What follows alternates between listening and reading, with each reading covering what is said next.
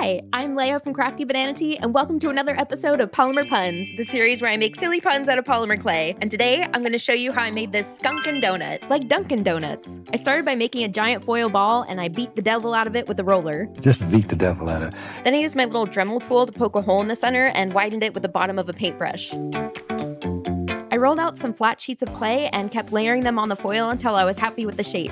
With this fleshy colored clay, it kind of looks like Silence of the Lamb in reverse. Now that we have our skin on, it's time to reopen that donut hole. I whipped out my stiff bristle brush and stippled it all over to create a bready texture. Then I booped on that snoot and blended it on.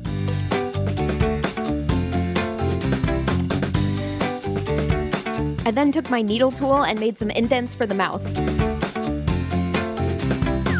Time for some chubby legs.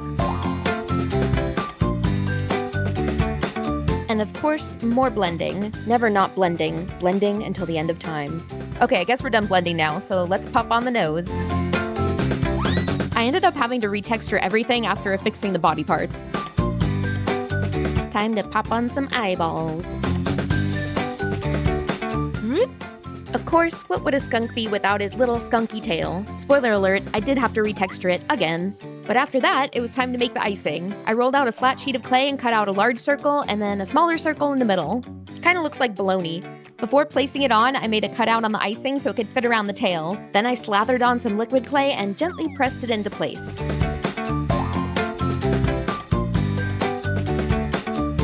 I used my silicone tool to round out the edges of the center. Why does everything look so dirty with this colored clay?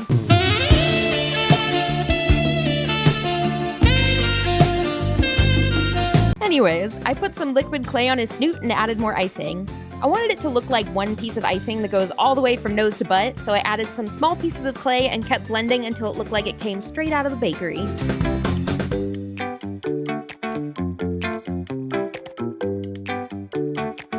I used more liquid clay to attach the ears to the pre-baked body and used a ball tool to gently press in the middle. I can hear again! I did the same steps for the tail icing as I did for the nose icing, and I don't know what else to say about it, so I get to take a voiceover break. Never mind, that didn't last long. But that's okay, because we're at the painting stage. I started by painting the whole thing with a white primer.